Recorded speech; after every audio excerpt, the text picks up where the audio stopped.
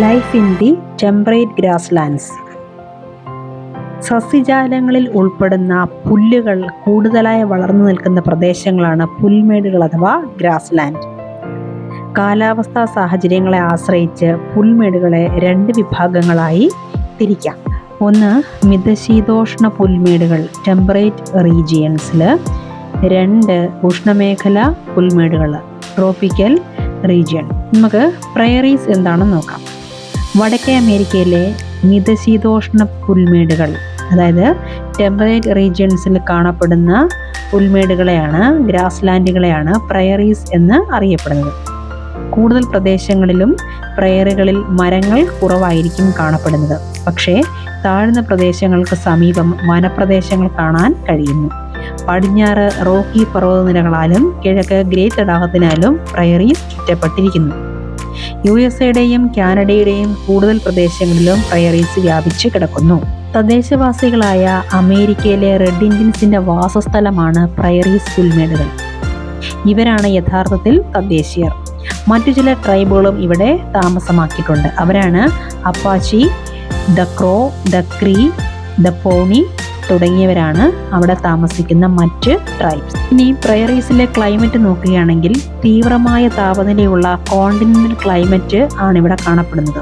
വാർഷിക മഴ മിതമായതും പുല്ല് വളരുന്നതിന് അനുയോജ്യവുമാണ്. ചിനൂക്ക് എന്ന പേരുള്ള ഒരു തരം ചൂട് കാറ്റ് ശൈത്യകാലത്ത് പ്രയറീസിൽ ഉണ്ടാവാറുണ്ട്. ഇതുമൂലം ടെമ്പറേച്ചർ ഇവിടെ വളരെയധികം ഉയരുകയും കുറച്ച് സമയത്തേക്ക് ഉള്ളൂ ഈ ടെമ്പറേച്ചറിൻ്റെ ഈ ഒരു കൂടുതൽ. അതേ തുടർന്ന് മഞ്ഞുരുകുകയും പുൽമേടുകളിലെ പുല്ലുകൾ കന്നുകാലികൾക്ക് ഭക്ഷ്യയോഗ്യമാകുകയും ചെയ്യുന്നു.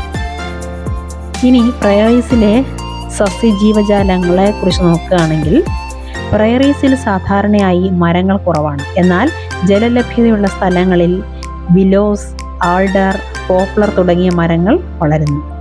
50 സെന്റിമീറ്റർ കൂടുതൽ മഴ ലഭിക്കുന്ന സ്ഥലങ്ങളിൽ മണ്ണ് ഫലഭൂയിഷ്ടമായതിനാൽ കൃഷിക്ക് അനുയോജ്യമാണ്. റാഞ്ചുകൾ എന്ന് വിളിക്കപ്പെടുന്ന വലിയ കന്നുകാലി ഫാമുകൾ പരിപാലിക്കുന്നത് കൗബോയ്സ് എന്ന് വിളിക്കുന്ന ശക്തരായിട്ടുള്ള ആളുകളാണ്. കാട്ടുപോത്ത് അല്ലെങ്കിൽ അമേരിക്കൻ എരുമയാണ് ഏറ്റവും പ്രധാനപ്പെട്ട മൃഗം. ഇനി വെൽഡ് എന്താണെന്ന് നോക്കാം. വെൽഡ്സ് ദക്ഷിണാഫ്രിക്കയിലെ മിതശീതോഷ്ണ പുൽമേടുകളെ വെൽഡ്സ് എന്ന് വിളിക്കുന്നു. വെൽഡുകൾ 600 മീറ്റർ മുതൽ 1100 മീറ്റർ വരെ ഉയരത്തിൽ ഉള്ള ഉരുണ്ട പീഠഭൂമികളാണ്. കിഴക്ക് ഡ്രാക്കൻസ്ബർഗ് പർവ്വതങ്ങളാലും വെൽഡുകൾ ചുറ്റപ്പെട്ടിരിക്കുന്നു. വെൽഡുകളെ കുറിച്ച് പറയുകയാണെങ്കിൽ വെൽഡുകൾക്ക് ആ പേര് ലഭിച്ചത് എങ്ങനെയാണെന്നാൽ സൗത്ത് ആഫ്രിക്ക ബ്രിട്ടീഷുകാർ കോളനി ആക്കുന്നതിന് മുൻപ് അവിടെ ഉണ്ടായിരുന്ന ഡച്ചുകാരാണ് വെൽഡ് എന്നുള്ള പേര് അതിന് നൽകിയത്. ഇനി വെൽഡിലെ ക്ലൈമറ്റ് നോക്കുകയാണെങ്കിൽ ഇന്ത്യൻ മഹാസമുദ്രത്തിൻ്റെ സ്വാധീനം കാരണം വെൽഡുകളിൽ മിതമായ കാലാവസ്ഥയാണ്. ശീതകാലം തണുത്തതും വരണ്ടതുമാണ്.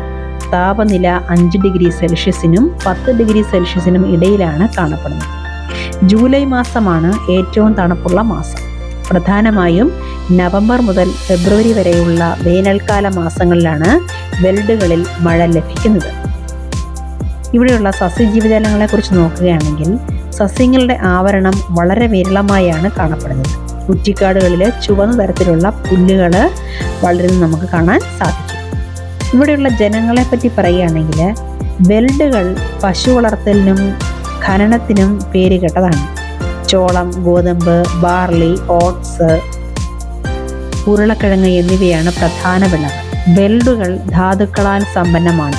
കൽക്കരിയും ഇരുമ്പും ഉള്ള സ്ഥലങ്ങളിൽ ഇരുമ്പുരുക്ക് വ്യവസായം വികസിക്കുന്നു. ജോഹനാസ്ബർഗ് ലോകത്തിൻ്റെ സ്വർണ്ണ തലസ്ഥാനം എന്ന് അറിയപ്പെടുന്നു.